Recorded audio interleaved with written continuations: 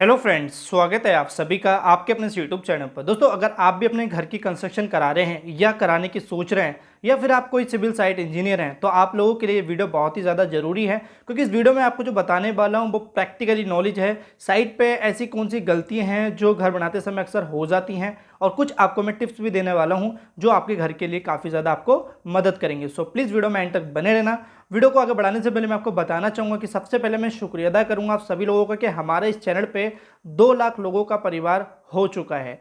यहाँ तक सपोर्ट करने के लिए दिल से मेरे पास कोई शब्द ही नहीं है कि मैं आपका शुक्रिया अदा कैसे करूँ, बट फिर भी यही कहूँगा कि आगे भी यही सपोर्ट बनाए रखना ताकि मैं आपके लिए यूं ही हेल्प करता रहूँ।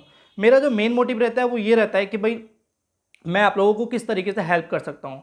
कोई भी चीज़ प्रोवाइड कर रहा हूँ उसमें वैल्यू एडिशन करता हूँ ताकि आपकी लाइफ में कुछ ना कुछ इम्प्रूव हो पाए, या फिर आप अपनी लाइफ में जो घर बना रहे हैं, जो अपने सपनों का घर बना रहे हैं, उसको काफ़ी अच्छे से बना पाएँ।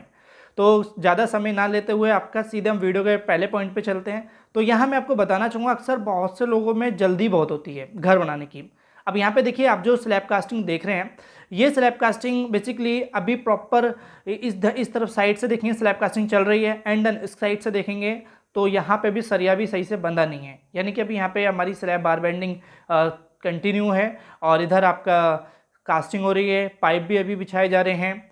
तो ये कुछ ऐसे काम हैं जो कहीं ना कहीं जल्दबाजी के काम हैं, और वो कहते हैं ना कि जल्दबाजी का काम शैतान का काम। तो यहाँ पे मैं अगर आपको बोलूँ, जो एक सही बिना प्रेशर के काम करने वाला मिस्त्री या कारीगर होता है जो सरिया बांध रहा है वो, और अभी जो प्रैक्टिकली साइट पे काम कर रहा है, यहाँ पे जो उसके माइंड में प्रेशर चल रहा होगा कि भाई यहाँ कास्टिंग हो रही है, जल्दी जल्दी करना है, वो प्रॉपर बंद ही नहीं पाएगा। ये मैं लिख के दे सकता हूँ। यहाँ पे बहुत सी लोग नहीं ना समझ कर देते हैं, और यहाँ मैं अगर कहूँ तो ये छोटी गलती नहीं, काफ़ी बड़ी है। मेरा जो ओपिनियन है वो ये है, मैं अपनी राय रखूँ तो, कि आपको स्लैब कास्टिंग भले ही चाहे 2 दिन लेट हो जाए, 3 दिन लेट हो जाए, लेकिन एक दिन पहले, कास्टिंग होने से एक दिन पहले सारी चीज़ें आपको देख लेनी कि भाई सरिया सही से बंध गया है, पाइप सही से लग गए हैं, या फिर कवर ब्लॉक सही से लग गए हैं, शटरिंग में कोई दिक्कत तो नहीं। ये आपको पहले ही चेक कर लेना है। देन उसके बाद आप एक ही काम रखें जो रहेगा कास्टिंग का। तो यहाँ पे ध्यान रखें, आप अपनी छत में बिल्कुल भी ऐसा ना करें।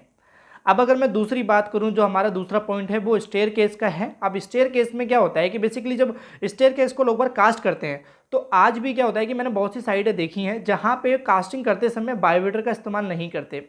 देखिए, अब बायोवेटर जो है स्टेयर केस में लगाना थोड़ा टिपिकल सा होता है, लेकिन आप ऐसे इजी हल्के हल्के जो पैरियाँ हैं उसमें आपको थोड़ा थोड़ा डाउन कर करके जो कंक्रीट है वो ईजिली उसमें एयर वर्ड्स जो हैं वो निकल जाएंगे। जैसे कि आपको यहाँ जीने में दिख रहा है कि यहाँ पे कितने हनीकॉम्ब आ रखे हैं। अभी मैं आपको एक दूसरा जीना भी दिखाऊंगा जिसमें बायोवेटर का इस्तेमाल किया गया है, और उसकी कास्टिंग देखना, उसकी पैरियाँ देखना, उसकी फिनिशिंग देखना। देखिए, जैसे कि आपको यहाँ दिख रहा होगा कि यहाँ पे जो इसकी पैरियाँ गई हुई हैं, यहाँ पे स्टैप देखेंगे या पैरियाँ जो भी आप समझ लीजिए कि एकदम प्रॉपर कास्टिंग हुए हैं, कहीं भी हनीकॉम्ब नहीं है। अगर थोड़ा बहुत है तो वो एक अलग चीज़ है, वो इतना नॉर्मल है, बट उसके कंपैरिजन में देखा जाए तो बहुत ही ज़्यादा बेहतर है ये। तो इसलिए यहाँ पे ज़रूरत हो जाती है हमें स्टेयर केस में भी बायोवेटर लगाने की। अब ये कैसे लगाना है वो आपको मैंने बता दिया है। ज़रूरी नहीं है कि आपको थोड़ा मतलब कह सकते हैं ज़्यादा मुश्किल भरा काम लगे। अब हम दोस्तों सीधे बढ़ते हैं अपने नेक्स्ट पॉइंट पे। अभी नेक्स्ट पॉइंट जो है वो बहुत ही ज़्यादा ज़रूरी है, जो लोग अपना घर अभी इस सीज़न में बना रहे हैं।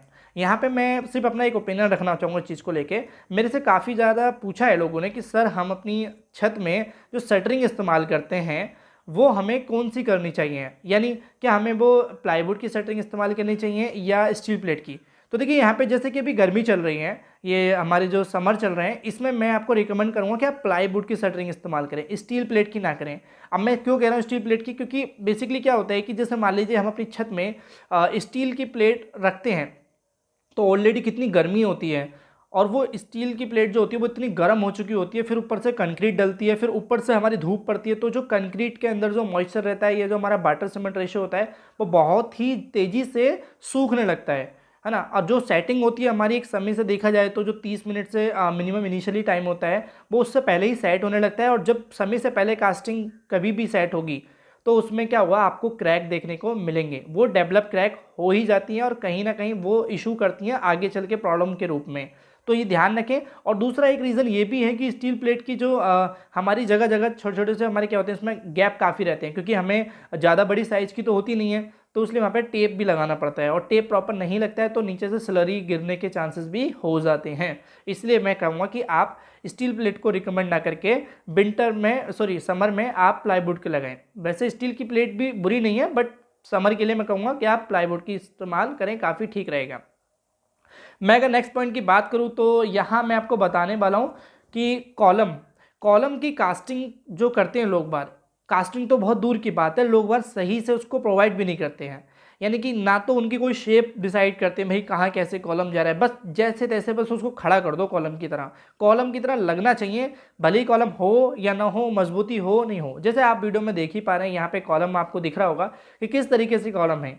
यहाँ पे ना तो देखिए इसमें पूरा प्रॉपर शेप जा रही है ऊपर तक, देन उसके बाद यहाँ पे पाइप वगैरह भी इस तरीके से निकाल दिए हैं जैसे कि कुछ भी नहीं पता है। इस तरीके से आप दोस्तों अपने घर में कॉलम देते हैं। देखिए अगर कॉलम देने का पीछे का जो मोटिव रहता है, हमारे घर में क्या रहता है, ये रहता है ना कि हमारा घर जो है लंबे समय तक मजबूती बनी रहे, लोड आसानी से डिस्ट्रीब्यूट हो, और कहीं ना कहीं हमारा घर भी सेफ रहे। अब अगर आप उन्हीं चीज़ों में इस तरह की कमियां करते हैं जैसे आप यहाँ देख पा रहे हैं, तो कैसे सेफ रह सकता है।